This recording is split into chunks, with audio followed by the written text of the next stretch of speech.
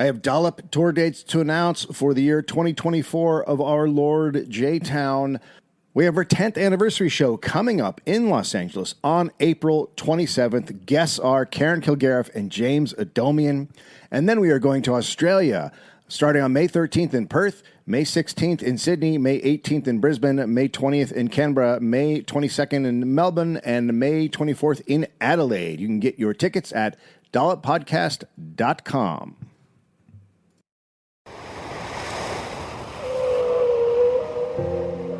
Experience the magical world of orcas at the Denver Museum of Nature and Science. Learn more at dmns.org.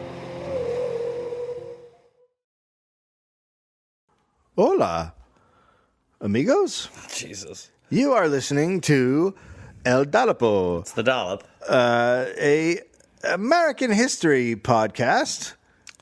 Uh-huh. Each week, Yeah. I read a story to my friend. Gareth Reynolds, who has no idea what the topic is about, and is the only reason this intro isn't twice as long. You seem very impatient. Yeah, well, these are taking forever.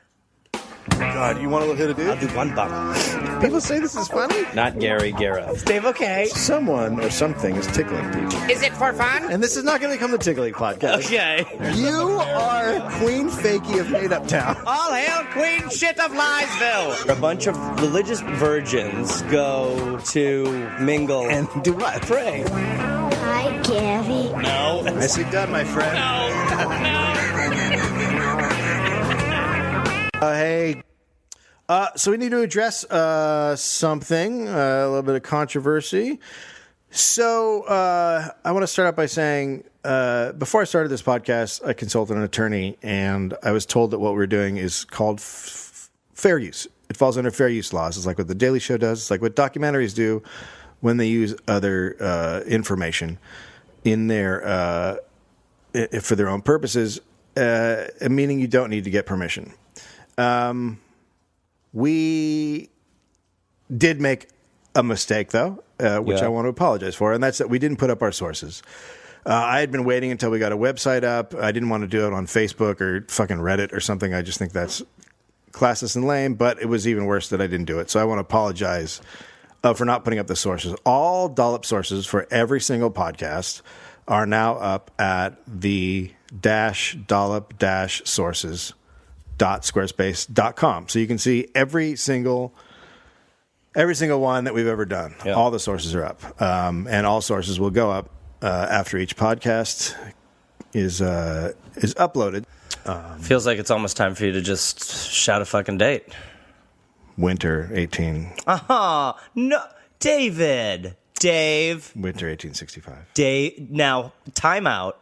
Well, now I'm sad after a day. David. We're going to need, I think I speak for all the rubes or the dollopers or whatever they're called or we're called. When I say we need a date shout. We don't like this somber David. Sad because Dave. people were mean. David. Dave. I don't think I'm going to. David. Winter 1865! We're back, baby. After the Civil War, things were not good in the South. No shit. Really? I'm shocked. Factories were destroyed, cities were gutted, and railways were torn up. The economy was a mess.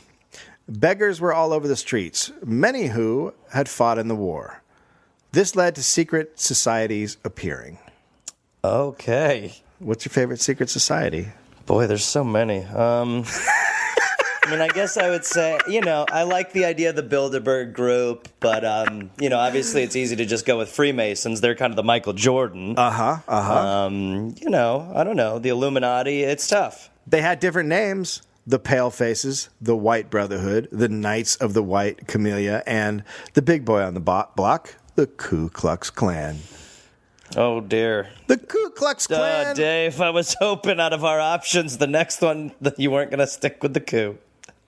Was formed as a social club by a group of Confederate Army veterans in Pulaski, Tennessee in the winter of 1865. Oh, boy. The Klan got its name from kuklos, the Greek word for circle, and the Scottish Gaelic word clan. For jerk. For dickheads. It was started by 6 men. as a way to escape the realities of their lives, sort of like a fantasy baseball league. Yeah, it's but sad. But nobody said no. Yeah, it's like that, but horrible. Yeah, right. They met in secret places and put on disguises. Disguises were very common for secret societies back then. Interesting. Yep. We would have pig masks. Yeah. For sure. I would definitely want some sort of like Commedia dell'arte, like weird mask. How much scarier would the Klan have been if they had worn pig masks? Jesus. Like actual pig. Like form. Like they cut a pig's head off and made a mask out of the Listen, pig. I'd be like, yeah, whatever, let's do it. Let's get out. Want us to leave? We're going. I'll do anything that you tell me to do, pig guys. They were intended to prevent identification by the occupying federal troops. The men would role play in white costumes while riding horses. Role play? Role play. Okay. I'm a badger! Stuff like that. And I'm a zoologist. Should they just do horse improv? Can we get an active outdoor activity for our role play? How about if I'm a coach and you're one of my young girls? Oh, I love that. I love that. And you've hurt your leg. Okay. I have to give you a massage. Wait a minute. Are we still playing the improv? I think so, Barry.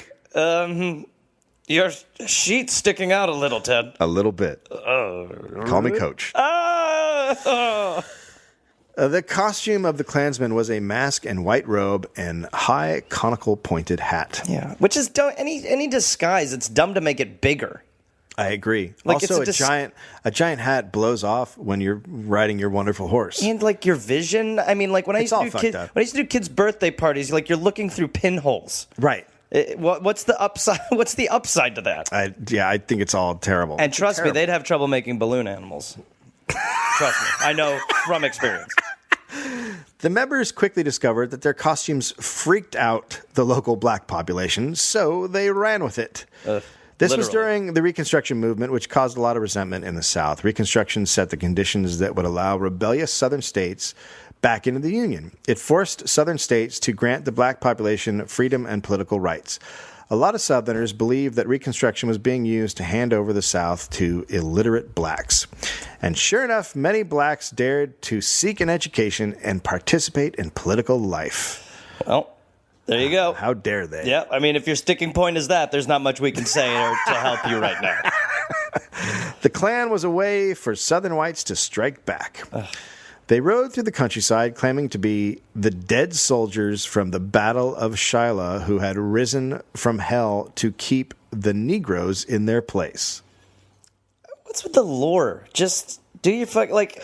I know, you don't have to say you're ghosts. No, who gives a fuck? It's for you. Yeah. Yeah, nobody get, like, it's like, are you telling me, like, these black people are like, wow, what an amazing origin story? No, they were like, get the fuck away, you have torches.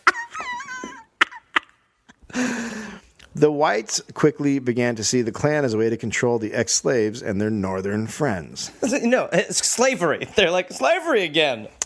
In 1866, Nathan Bedford Forrest, an ex-Confederate general, was chosen as the Klan's first leader. His title was Imperial Wizard. They're so dumb. They're just so fucking dumb. It's so lame. You know what I mean? It's like, yeah, it's like the nerd returning, like, after, you know, getting, God. Like, it's just like, it's just like coming back to just be a fucking prick. This is what happens to bad people. Wizard. The bad guys who play D&D as kids. I mean, it really is so close to D&D. You know what I mean? Wizards. He came up with the great names for positions within the Klan. Imperial Wizard, Grand Master, Dragon. Grand Dragon, Grand Goblin. Grand Goblin? I'm a Grand Goblin. Yeah, who's... can I change my title? That's essentially the Mr. Pink. Titan? Titan, all right. Kilograp? What? Nighthawk? Kleagle? How the fuck are you going to have a group that has Nighthawk and then a Kleagle?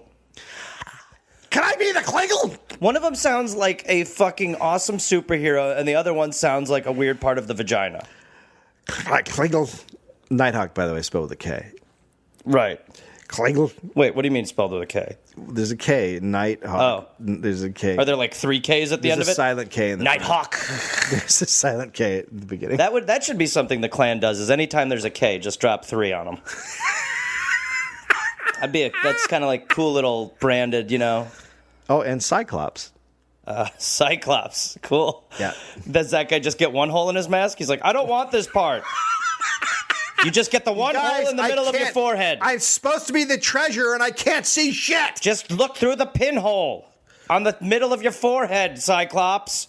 With each... Where is Goblin? Does anyone have eyes on Goblin? I mean, guys. It's Grand Goblin to you. Oh, Jesus Christ. Get him. He's not just Goblin. Get on the fucking horse, Goblin. I'm not just a Goblin. I'm a Grand Goblin. Listen, Grand Goblin, get on the horse. I will get on the card. Kleagle hurt his leg. Fucking Kleagle hurt his leg. I was doing Kleagle. Kleagle, I told you to just stay on the gut. Okay, all right. Everyone breathe as the Grand Wizard. All right, I'm gonna need you guys to be. I'm the Nighthawk. My rock, Nighthawk, my rock, my baby. I can always depend on you, Nighthawk. I only fly at night. That's gonna be an issue because we're not going at night. Goddamn misfits. They sound like a group of at the beginning of Police Academy. They've all got their little different high tower. They each wore a colored robe. Nighthawk, which was like a security guard, wore a black robe that was shorter so he could run about and do security-like things. This is honestly, it's honestly dress. and I know it's dark, but this is sad. Yeah, they just described a dress. Yeah, I mean, it's sad. It is sad. They're too old for this. This is yeah. Their secret meetings and gatherings were known as clonvacations. Who's signing off on the names for this shit? Local clans were called claverns. Clavern. Membership fees were called Kleck tokens. Kleck token? What? It's like sounds like German. That sounds like what you pay to get on the German metro. Oh my god! Do you have your Kleck tokens? It's 2 Kleck tokens to ride the train, please. This is like people who learn the language Klingon. Yeah. Oh, dude, totally. You mean Klingon?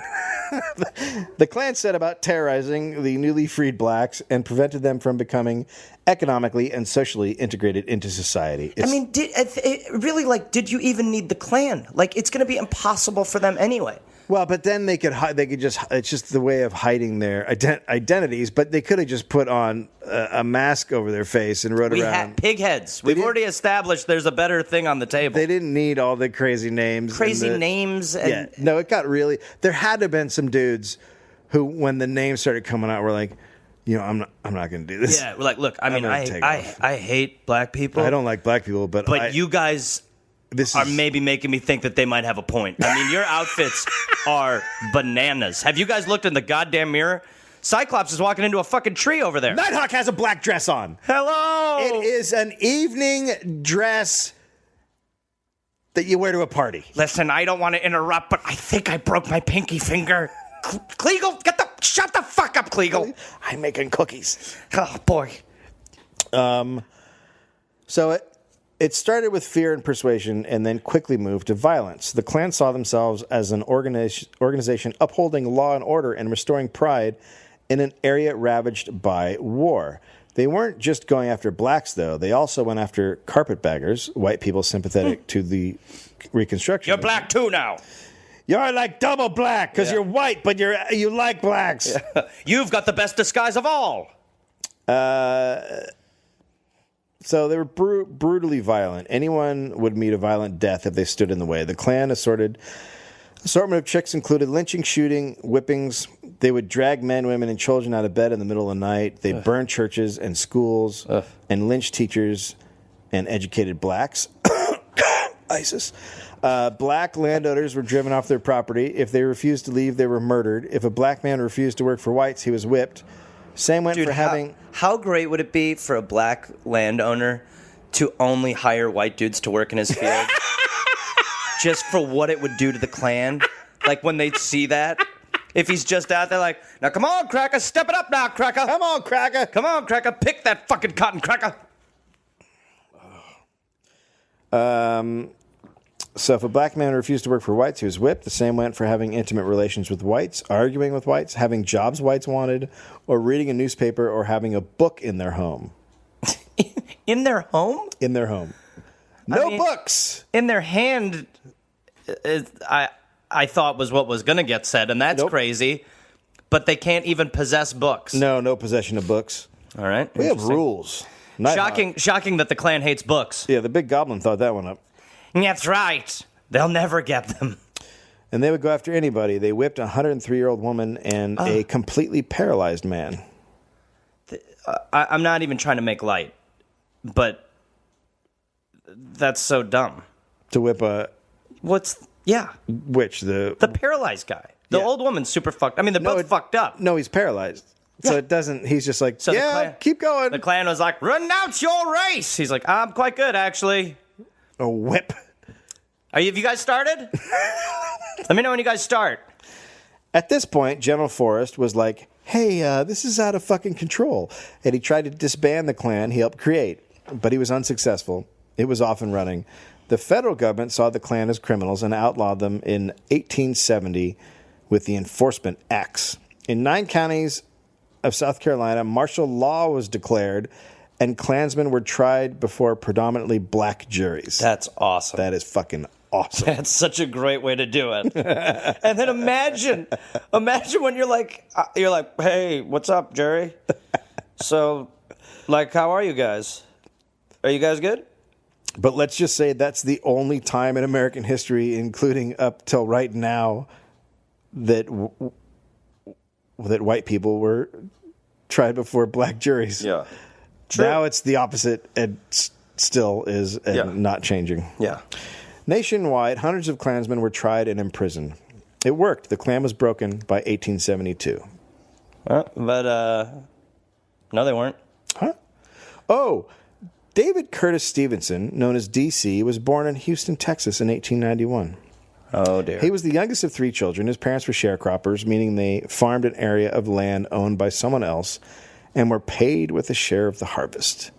Sharecropping started in the South after the Civil War as a way for freed slaves to provide for their families, but it quickly became popular with poor white farmers who couldn't buy their own land or tools. It kept everybody in poverty. Great system. The family moved to Maysville, Oklahoma. DC went to a Methodist school until he was 16. That was when he finished his schooling in the 8th grade. Well, I've learned all there is to learn. But back then, an 8th grade education was enough to become an elementary teacher. Well, it's shocking that we were so racist with that educational system. Really puts a finer point on all this. DC became a passionate reader of politics and history. He was also super into girls and quickly developed a reputation in Maysville. At one point, he had to hide from a gang of rival boys in the local drugstore for half a day. After that, he carried a revolver through town. I mean, take that drugstore plan. Yeah. Half a day. DC got a job working for a socialist newspaper and then joined the Socialist Party. Okay. The Socialist Party was becoming popular in Oklahoma around 1910. The Socialist Party, okay. The Socialist Party was huge back then. Yeah, but I'm worried, okay. Mostly due to politician and entertainer Oscar Ameringer, who advocated for African Americans and helped elect a governor opposed to the Ku Klux Klan. Ameringer was a German immigrant. He would put on shows filled with vaudeville-style speeches filled with comedy, musicians, and singers, and at the end he would deliver his socialist pitch to the crowd. Get them all lubed up and then hit them with it. Yeah. Yeah. You like that comedy? Well, how about we all get paid the same fucking amount? Fuck yeah! That's totally what it is, let's too. own the gas companies. More people should do that. I agree. Like, anybody who has a stand-up show at the end, they should just totally be like, listen, the Keystone Pipeline will fucking ruin the environment. Have a great night. Thanks. So DC was a big fan. He studied Ameringer's personality and speaking skills in his spare time. It paid off. DC was recruited to travel around Oklahoma giving speeches to drum up support for the Socialist Party. At the same time, he also got a reputation for hard drinking and womanizing. He also wasn't devoted to the cause. Turns out he had political aspirations and he didn't really care which group got him there. After the popularity of the Socialist Party declined after World War II, he left the party. That's right. Leave when the party's over. DC then drifted around the state working for different newspapers. He was blonde and blue-eyed and still working the ladies at every chance. He used everything at his disposal. When courting a local girl named Nettie Hamilton, he placed a picture of her in the newspaper under the headline, "The Most Beautiful Girl in Oklahoma." What? That's insane. I mean, insanely effective. Man, if this doesn't get me laid, I don't know what will. mean, Did you see that headline? The editor's like, asshole. He's like, look, I really want to fuck this chick. Trust. Okay? Trust me. Really am trying to fuck her. Extra, extra, guy trying to fuck smoking chick. It worked. They married and moved to Madil, where he took a job at another local paper. Probably because he was fired for the... Yeah, because they were like, get the fuck out of here. Hey, guess what? No personal notes in the paper. Anyway, see you guys later. I got another job and a beautiful wife. But DC started what became a pattern in his life. He got into a fight with his publisher after getting drunk and lost his job. At that point, he bailed on his pregnant wife and heading to Cushing, Oklahoma. That's tough. If you're running a headline, you got to make sure you're locking it down. Man bails on pregnant wife. Yeah. Just puts a picture of him. Everything I do a headline with. Former really hot girl, not as hot now, pregnant. Hottest girl in the world gained too much weight while pregnant. Hottest girl in the world having dramatic mood swings, not attractive anymore. But Nettie wasn't too keen on the idea of being left behind with no closure, and in 1917, she tracked DC down and filed for divorce. Jesus. At this point, seemingly... It's so fucked up to be like, there you are. Now, can I never see you again officially? No, you had to find the person and be like... Jesus Christ. Can we end this? Yes, please. At this point, seemingly having fucked up everywhere, DC enlisted in the army. Later, he would tell tales of fighting bravely on the battlefields of Europe. But he actually worked as a recruiter in Iowa. Well, that's still pretty brave. It's very brave. Yeah. You got to go up to a farmhouse and be like, hey, there's a war on. Do you want to... Hey, it's really tough out there. Trust me, I'm doing this instead. Yeah. Anyway, want to head over there? And he kept at his reading hobbies, getting shit-faced and having sex with as many women as possible. He kept a private room off base in town for his sexual adventures. Dude, he had a fuck room? Yeah, he had a fuck room. He had a screw pad. A fucking fuck room. He had a screw pad. A 1917 fuck room. Oh, man, he might have invented fuck rooms. We might be talking about the founder of screw pads. That's what this is about, the founder of fuck rooms. Yeah. Man, there was some dark shit to eat at first, but now it's supper time. But then he was restationed after being suspected of breaking into the armory's liquor stocks. Jesus, this dude liked the sauce. Really, that's a lot. That is a lot. He somehow managed to become an officer and learn the valuable skills of organizing and leading groups. I love that a guy gets booted from that base for stealing booze, but then he gets promoted. Yeah, at the next one. The war ended and DC sought new employment. He got himself a job as a traveling salesman. Now he could fuck on the road. Dude, I was just going to say, he went like door to door. Can you imagine? It's a perfect job. You want to buy a vacuum? Mind if I come inside? You suck as good as this vacuum? In Akron, Ohio, he met his next wife, Violet Carroll. They married... Well, I mean, no newspaper headline? No, not that one. He had a Skyrider. They married in Evansville, Indiana, moved to Evansville, Indiana in 1920. There, the charismatic DC became a successful stock salesman for the Citizen Coal Company. Now, Dave, don't think that I've forgotten that this started as a story about the Klan. What? Yeah, because this guy, I like his story, but I'm worried. Why? Because, I don't know, but I'm curious how a socialist would become... Right. You fuck. Interesting, huh, Gary? Naturally, DC, who admired Ameringers' pro-black politics and spent time lecturing for the Socialist Party, joined the KKK in 1921 at age 30. I mean, that statement of mine was right on time. So what? So he literally just... Isn't that strange, though, for a socialist to, like... He's soulless. So he just doesn't give a shit. He just drank and fucked himself into hating blacks? Just looking for power. God. He just doesn't care about anything. Right, okay. He's Trump. Yeah, are we all hating blacks? He's okay, Donald I'll hate blacks He's now. Donald Trump. He's totally Trump. Yeah. Because at this point, the Klan was making a huge comeback. The Klan should have been forgotten in the dustbin of assholes, but then along came novelist Thomas Dixon Jr. He wrote a romanticized play of the Klan's history in 1905. It was titled The Klansman, a historical romance of the Ku Klux Klan. Oy, oy, oy. So he's keeping it subtle. How are sales? He's keeping it subtle with the title. Yeah, I mean, really. Yeah, you're not. Yeah, I wonder what this is going to be for. What's it going to be about? Which side does it land on? Yeah, is it pro, con? Hard to tell. Dixon claimed that the Klan was fighting for a just cause against wild blacks and white criminals. Fucking. Then, Yeah. 10 years later, filmmaker D.W. Griffith used Dixon's Oh, book God. That's what I thought. as a basis for a new movie called Birth of a Nation. Just the worst thing ever made, arguably. Yeah. The most racist. Oh, yeah. The film depicts black people as crazed ape-like savages sweeping into towns and taking over. But how did they hire all the black actors, Dave? They just put white people in oil face. I know. It's so offensive.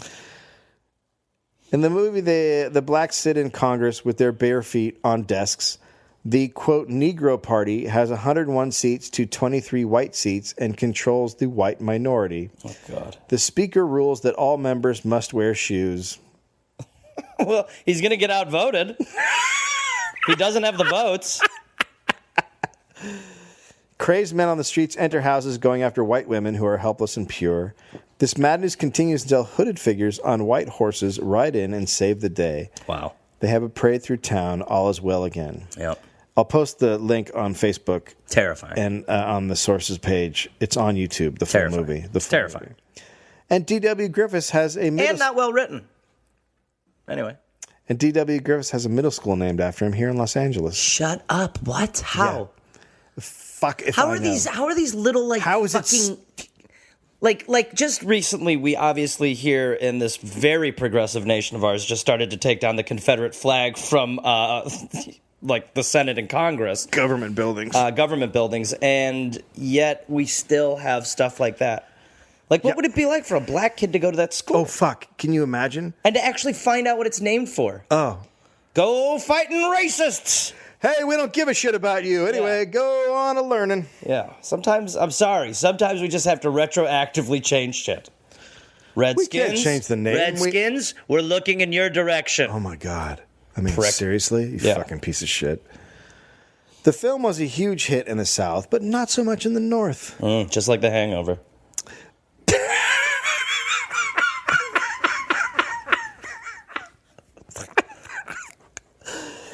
People in the South looked at as what had gone down under Reconstruction. Uh-huh. People in the North thought it was, fucking insane. Yeah, right.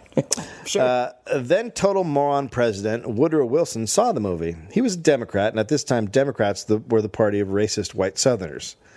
Woodrow Wilson said the movie was, quote, all too terribly true. Oh, boy. And that was that. America flocked to the film. Oh, boy. Oy, oy, oy.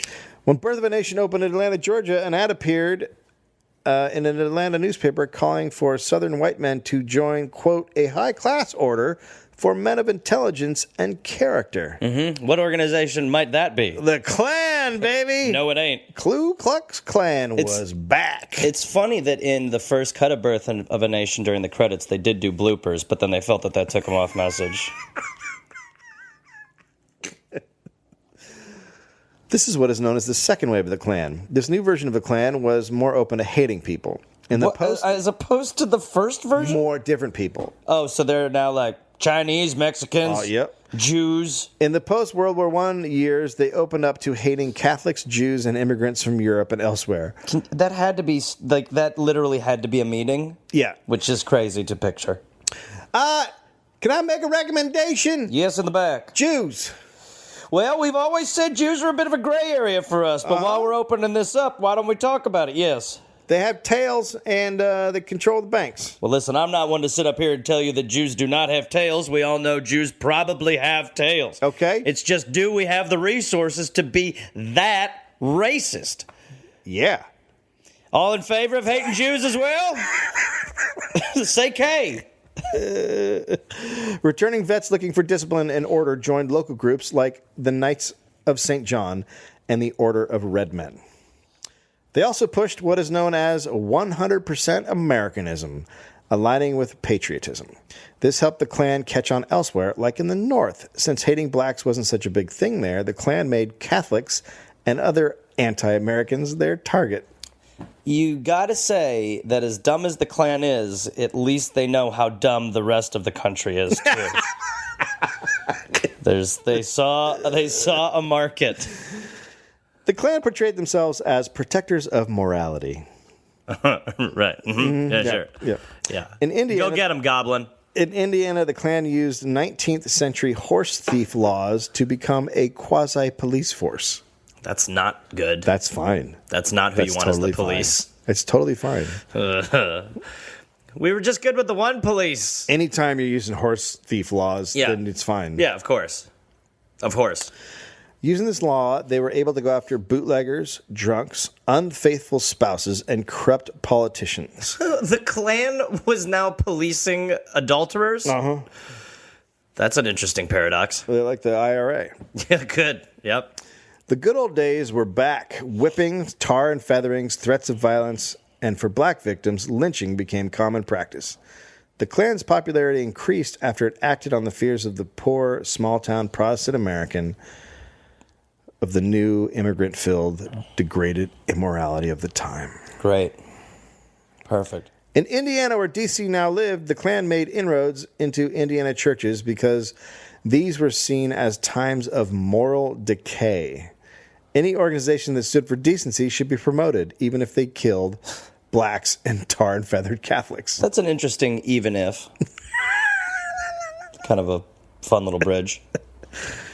Well, we're going to bring back morality. Let's do pro cons. They're professional. Uh-huh. And they'll kill black people. Pro, the uniforms. Yes, thank you. In the back. Pro?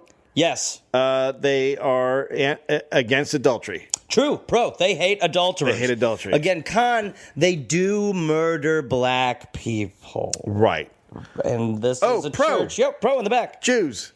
They Right, don't well, like we're not doing another Jew They meeting. killed Jesus. All right, sit down, please. Put your hand down. I've already They called killed on Jesus. you. Please put your hand down. I've called on you before. I've seen the horns. All right, we're going to have to ask you to get out. Klansmen would make surprise visits to churches to donate money and promote their cause. The first imperial wizard at this time was a former Methodist preacher named William Simmons. Mm-hmm. In Evansville, Indiana, in 1920, D.C. was now a member of the Democratic Party. He would side with any organization that would help to promote himself. He ran for Congress in 1922, but lost. Then he tried to form his own fraternal organization, but that failed. Okay. At that point, he was recruited to be an organizer of the Klan. Sure. Not as catchy. With his background in organizing, he was very successful. The Evansville Clavern became the most powerful in the state.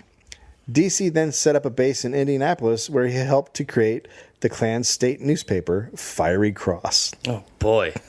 Jesus, that's quite a paper. Get your Fiery Cross here. Oh, God. Get your Fiery Cross.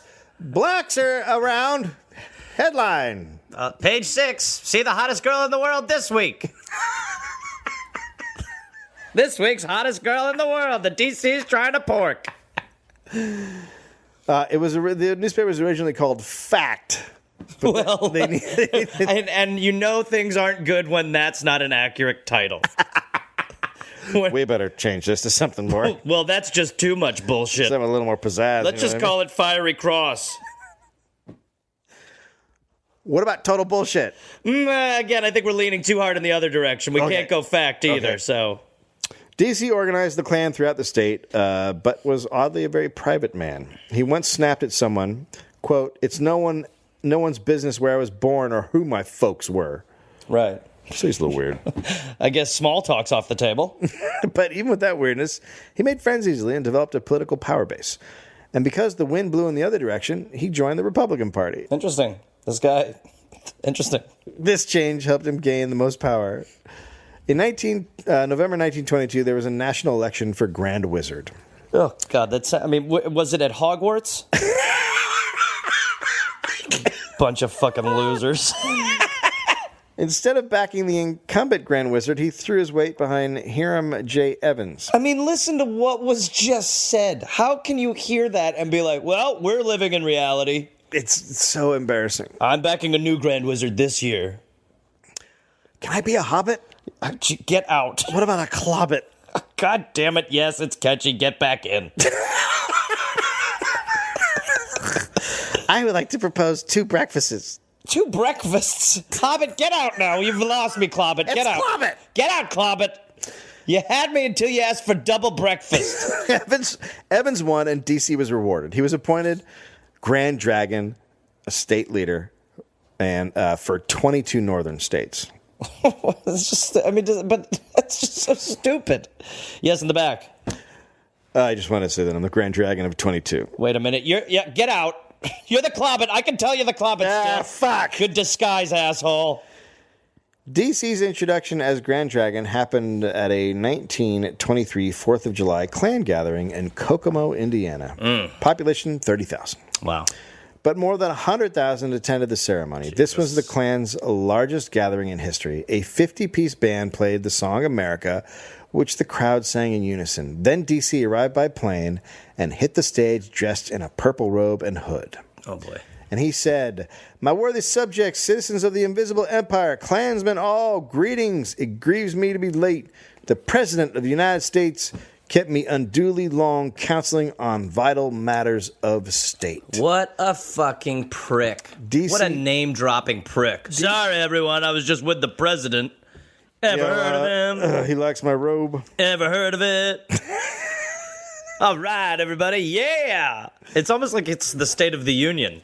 DC then gave an hour-long speech about 100% Americanism, and the crowd showered him with money and jewelry. I'm picturing the political structure in Idiocracy. Yeah. Okay. All of this, of course, is total bullshit built up by the DC Klan's propaganda machine. Yeah. Yeah. The most reliable account says DC spoke to 10,000 people, and he was wearing a suit. Oh, here we go. No mention was made of the president. No one threw money or jewelry at him. The bullshit story of Kokomo and the way it was embraced as truth is a great example of what a historian called, quote, the bravado and bluff, the incredible audacity that formed the heart of DC Stephenson's life. So made up, only a wizard could do it.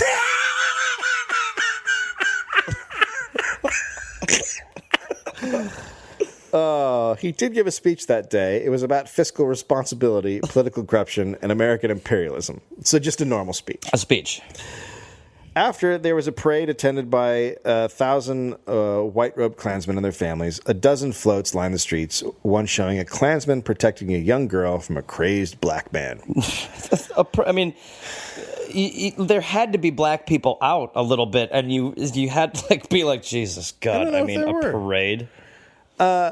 But I just saw that float in the Rose Parade last year. That was a controversial float. It was. It was way off topic. I don't know. It was made of roses. Imagine sneaking that one through today. We got it. God. This one's an homage. Yeah, I will say, yeah. Thankfully, as in the toilet as we are as a society, people would be outraged. Yeah, at least there's that. Yes. The crowd sang hymns such as The Old Rugged Cross around a 60-foot-high fiery cross. What a bunch of fucking losers. Fireworks lit up the night sky. DC enjoyed his success, having made a big step forward toward the national political power he craved. Now, DC was a perfect representative for the Klan, a great speaker, charming, great organizer, with blonde hair and blue eyes.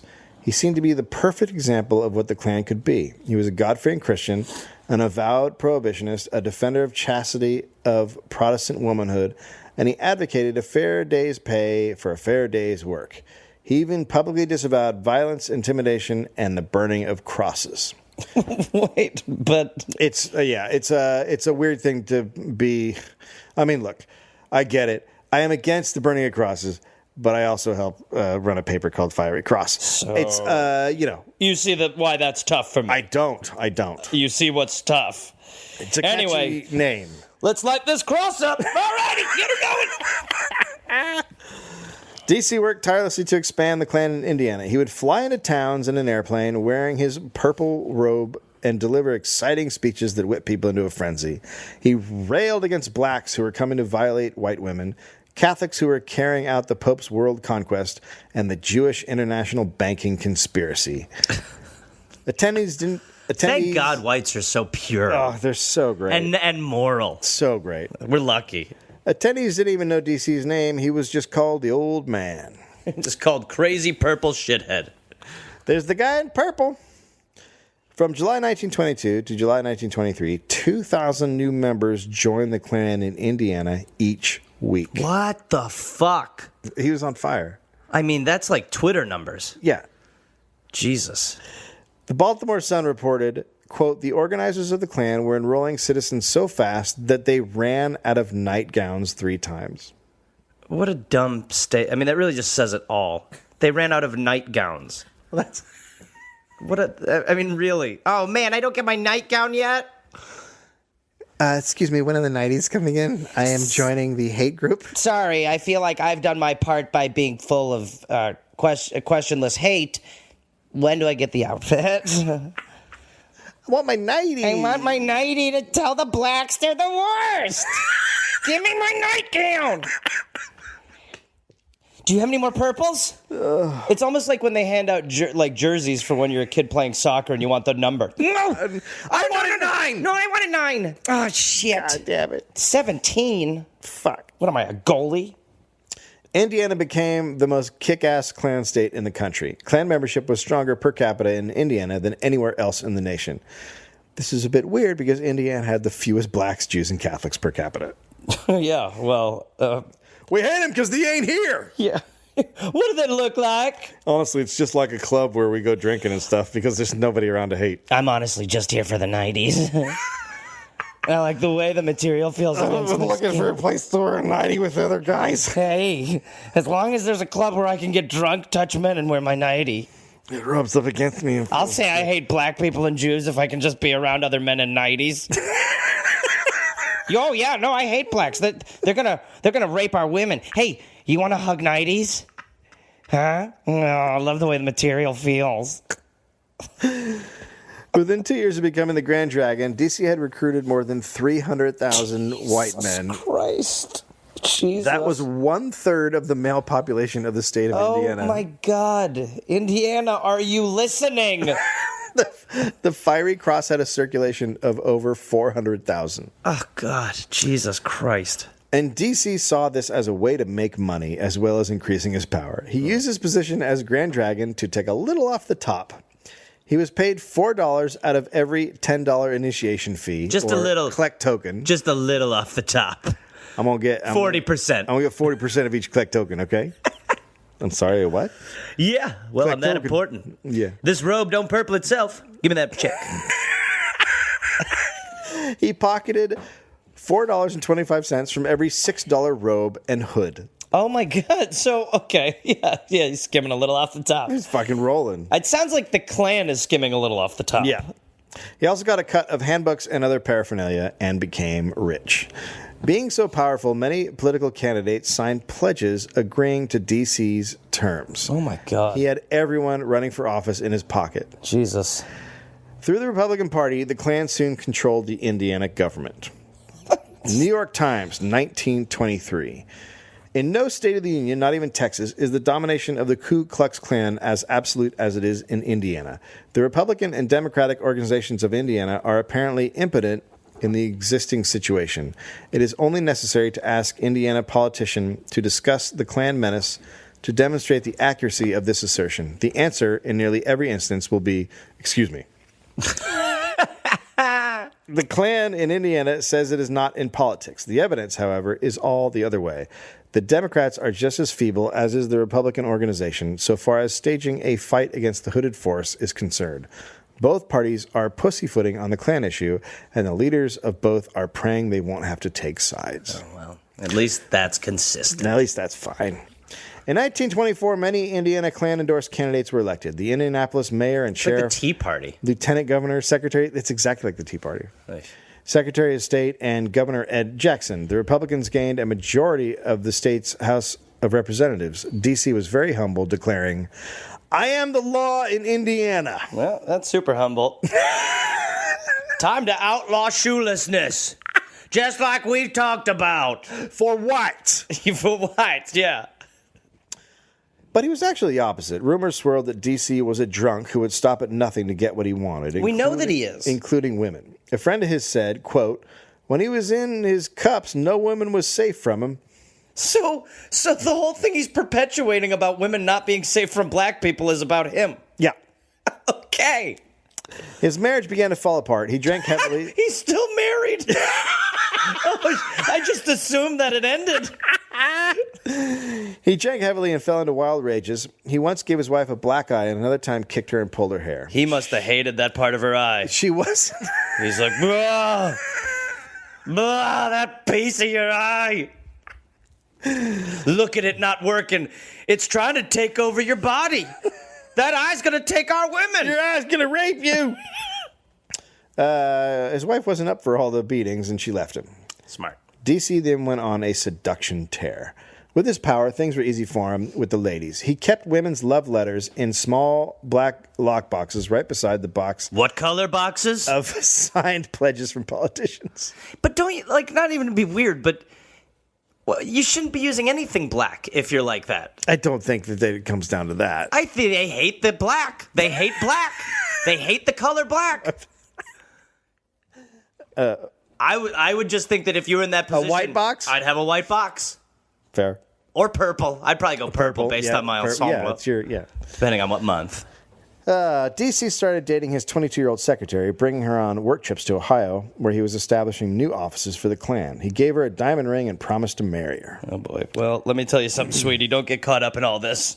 Soon after, a deputy sheriff in Columbus, Ohio, was on patrol when he noticed a Cadillac parked in an isolated area on the outskirts of town. This has trouble written all over it. The lights were off. Oh, God. The deputy approached the car and discovered the Grand Dragon with his pants unbuttoned. All right. What are you doing there with your pants unbuttoned? Said the deputy. DC grabbed the left hand of his secretary and pulled it toward the window. My God, would you insult this girl? Did you see that ring, that diamond ring? I'm going to marry this girl. We are engaged. He then said that he was an official and he couldn't afford to have all this notoriety and publicity. That did not fly with the deputy. DC pleaded guilty to parking citation and indecent exposure. So, but is that? I mean, if you're the candidate who, like, is this going to be inconsistent with? Is anyone going to give a fuck? Remember, they're all about morality and okay, you know, all that shit. But he was going to marry her. He just could have handled that way better.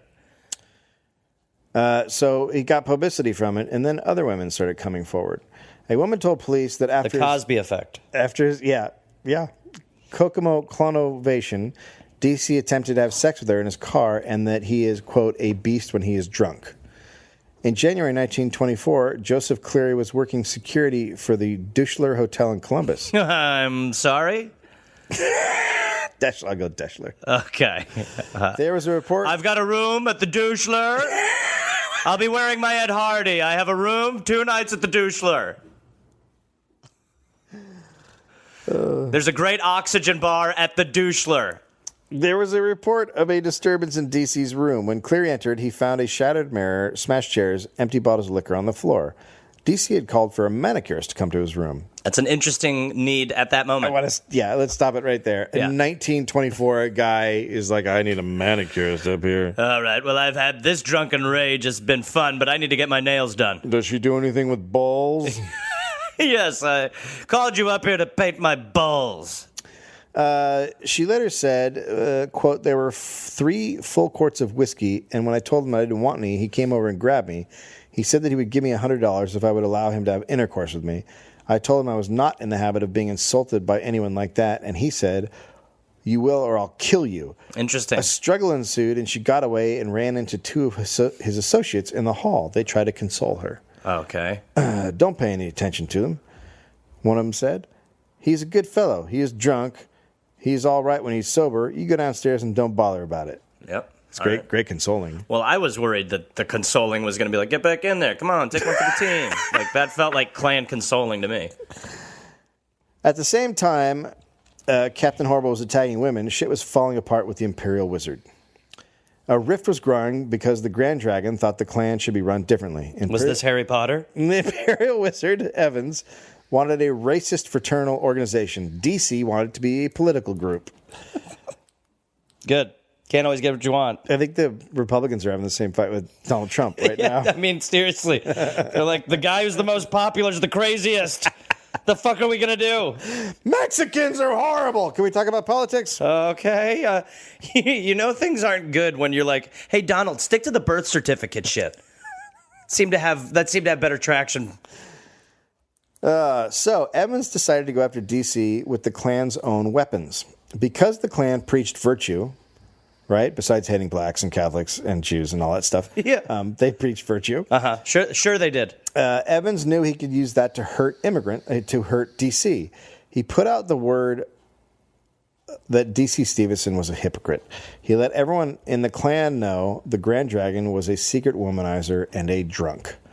The Evansville Clavern decided to try D.C. in secret for his immoralities that took place in different cities and, quote, on trains and boats. He was even randy on boats, huh? Couldn't keep it in his robe on a boat. Sir, you are accused of being a boat fucker. Well, And a train fucker. sorry, what the hell is this?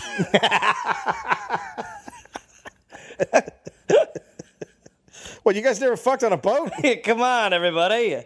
I was on a boat. Oh, I get it. I own a boat, so you guys are like, okay, I get it. Oh, you're just pissed that I'm boat fucking? All right, I get it. He was found guilty, and he was banished from the Klan in April 1924. Okay. Now what bullshit is he going to peddle? D.C. portrayed this to his followers as a plot by Evans and the Southern Klan.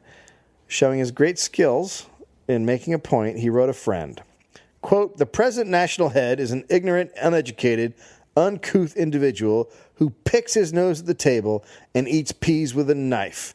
He has neither courage nor culture." There's no right way to eat peas. I agree. Peas are a hard thing to eat. A spoon, maybe? Spoon, but yeah, I mean, spoon's okay. It all looks stupid. They're very greased. Greased? Yeah, they're not easy. It's not like they're sticking to shit. Are you talking about the fact that they're round? What did I say? Greased? You said greased. I meant round. No, I didn't. But anyway, let the man eat the peas with the knife. Let him walk the plank with the peas. Maybe that's how he eats his veggies. It could be. He takes broccoli and makes it a plain. It could be. He's just getting those greens in. D.C. was not going down without a fight. By May 1924, he got himself the title of Grand Dragon again by setting up his own state chapter of the Klan. Well, that's how you do it. Yeah, just jerry-rig it. A racist schism. Yeah, totally. His chapter was independent of the national organization. It's an indie clan. So hot right now. Indie clan. So hot right now. They signed on a lower label. I love their early stuff. They're on Sub Pop. They are Sub Pop. D.C. thought great things were ahead for his new organization, and he said so in a speech. Quote, "We are going to clux Indiana as she has never been cluxed before. And the fiery cross is going to burn at every crossroads in Indiana as long as there is a white man left in the state." Boy. Very Clux. Confident. I would have said clux the shit out of it. Yeah, I would have just taken my foot off the clux pedal in general. That just sounds kind of goofy. Clux sounds like what President Chicken would be doing. We're going to clux more than anyone's ever cluxed before. His popularity did not wane. His wealth grew. He had never left his job and was now president of the Central States Coal Company. In 1924, by the age of 33, he was a multi-millionaire. And when I say he was loaded, I mean loaded. He had a staff of several bodyguards, a small fleet of cars, a personal train. Well, that's because he wasn't allowed to publicly fuck on the other ones. Had to get his own. And a 98-foot yacht on Lake Erie where he would entertain senators, judges, governors, and state legislatures. Oh, sheesh. Legislators, yeah. So he's got fuck you money. Yeah. D.C. had a large Southern-style mansion, which he remodeled to look like the Klan's Imperial Palace in Atlanta. Interesting. There he hosted politicians, social dignitaries at parties. The parties ranged from black tie events. What tie? Excuse me? Again, I'm serious. It's not a good look. Go purple. Black tie events to Roman orgies. I'm sorry? At the orgies, Oh, thank God, because I was just filled with questions. I'm glad we're going right to the orgies. DC dressed as a satyr, Okay. an ancient Greek part man, part horse who rolled with Dionysus, the god of wine and fertility, wearing a horse tail, So he had a horse cock. horse-like ears, and sometimes a horse-like phallus. DC would lash naked women with a whip as they pranced around the room. Listen, this guy's just fucked too much. Like, it's taking some extraordinary shit to get that dick hard now. He's overfucked. He's almost like a Dr. Seuss. Like, he's fucked on a train, he's fucked on a boat, he's fucked in a plane, he's fucked near a moat. He's fucked all the women he came here to fuck. He fucked them all and he ran out of luck.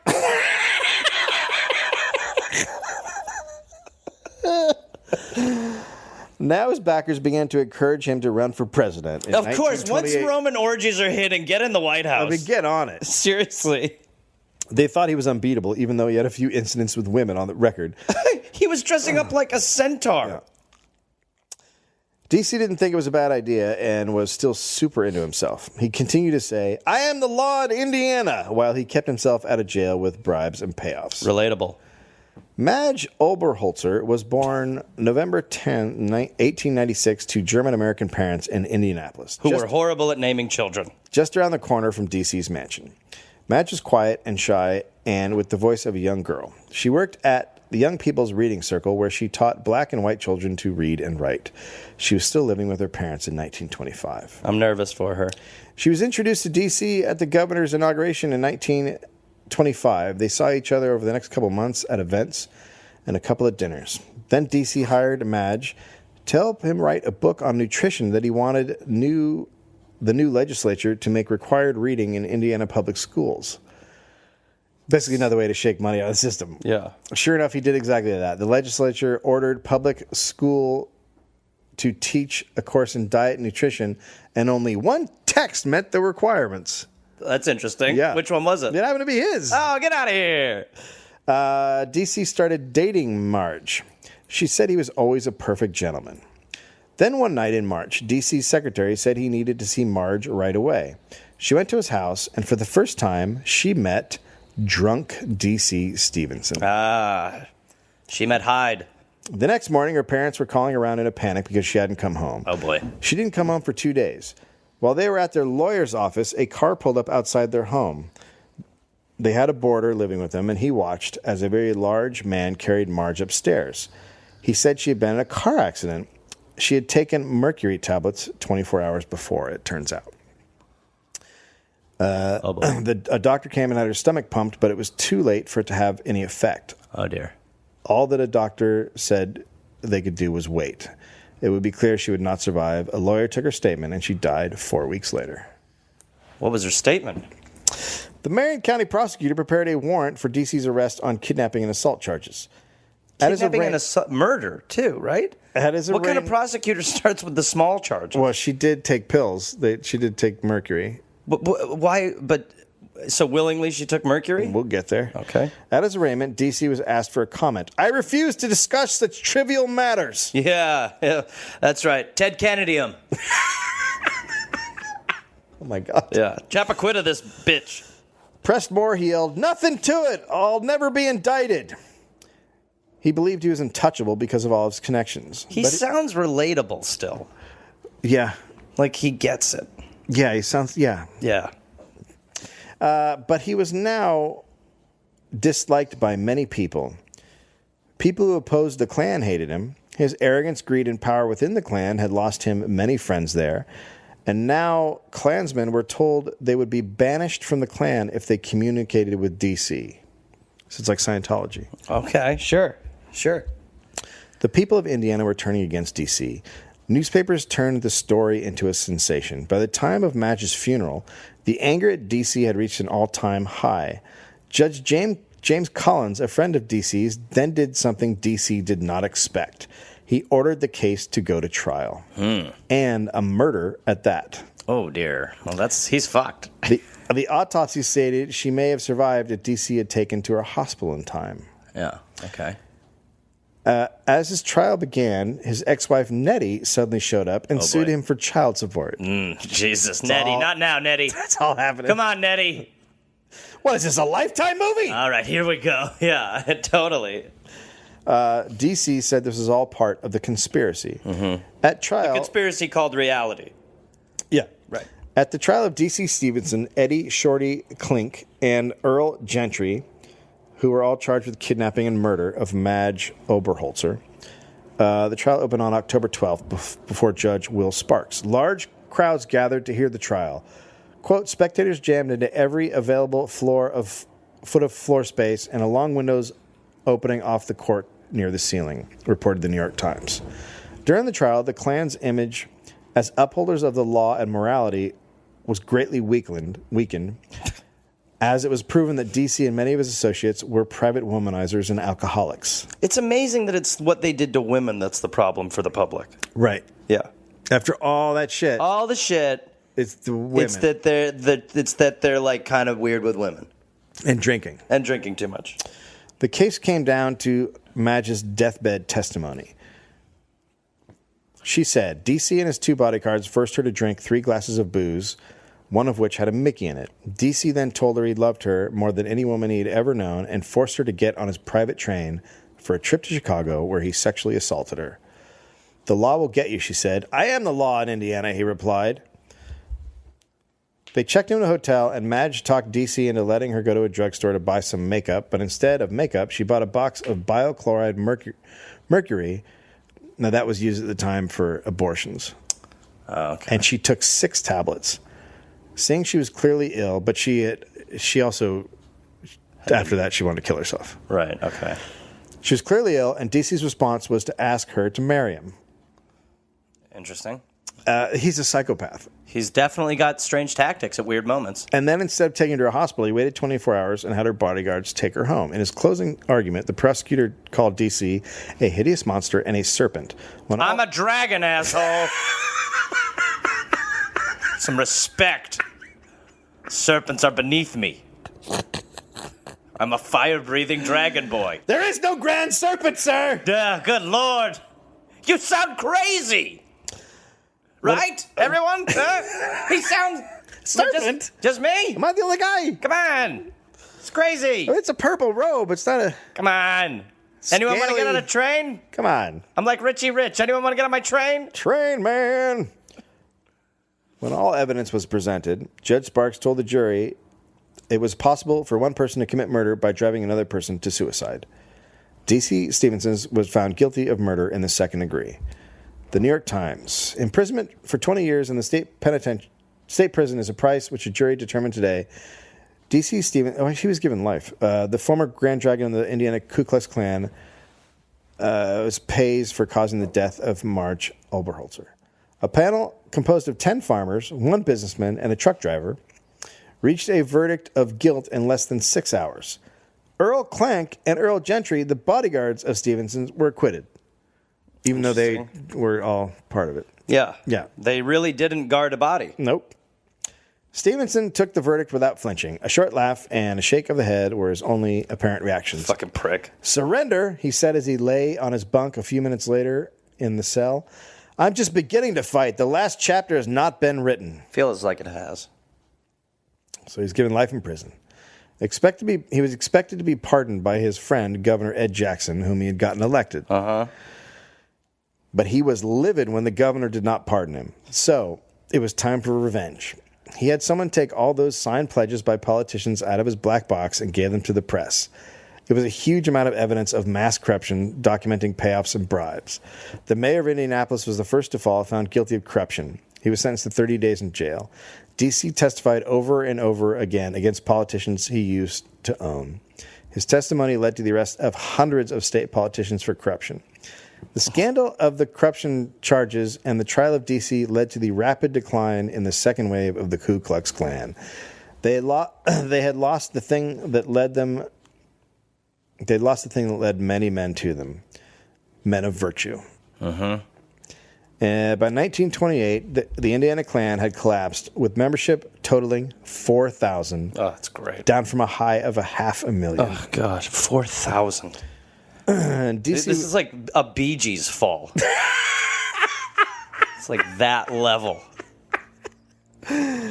DC was not getting out of jail. He unsuccessfully appealed against his conviction several times, denying that he had ever been the leader of the Klan and that he had been framed. Dude, this guy, the balls. It's insane. How could he keep his balls in that robe? I mean, these are enormous. He's fucking... Yeah. There's so much evidence that he was the leader of the Klan. I don't even live. I'm not a human. I'm a golden retriever. 25 years later, he was granted parole as part of a Christmas clemency move by the governor, with the condition that he take a job in Illinois and settle in the state. But he decided to go to Minnesota, where he was arrested and sent back to prison in Indiana. Shit, that's like OJ. Just fucking do what they say. Totally like OJ. Just fucking chill. Why would you go to Minnesota? What is in... Listen, I've been to both. Very similar. Very similar. Very similar. Yep. 6 years later, he was released by Governor George Craig, who said, quote, "I don't see why Stephenson won't be able to cope with life. He's mentally all right." Mm-hmm. Yeah, of course he's mentally all right. You can't see any indications that there's something wrong with him. Nope, not one. There's not a red flag in this guy. DC moved to Seymour, Indiana, and got married again. He hadn't seen enough of it? But it was not meant to be. That's a good joke.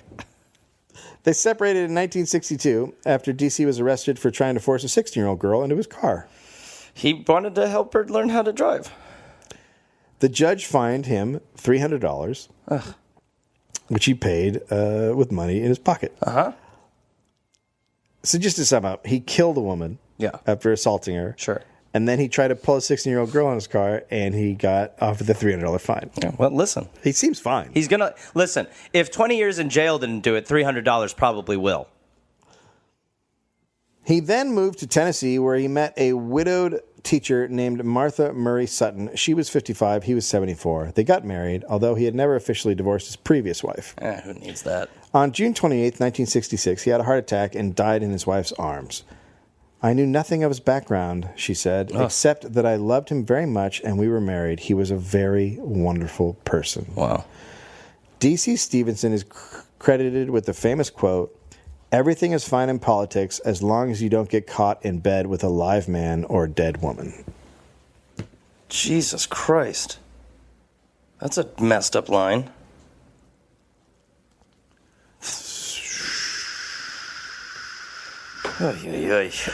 Yeah. So men are horrible. Oh, God, what a piece of shit. Good Lord. I feel like he had a fall from grace. Yeah, you think? Good Lord. What a fucking monster. Yeah. No, what a dragon. To be clear.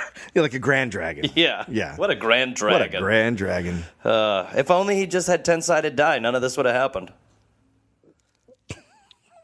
You know what I mean? Rallies could have been gatherings. Or an invisible cloak. Yeah, totally. He was close. He was close. He was close to D&D. Just a little off chart. Well, thanks for that uplifting tale, Dave. Yeah. Okie dokie. Pleasure. Yeah. Okay. Everybody feels bad. Mm-hmm. Yep. That's a dollop. All righty. Thanks.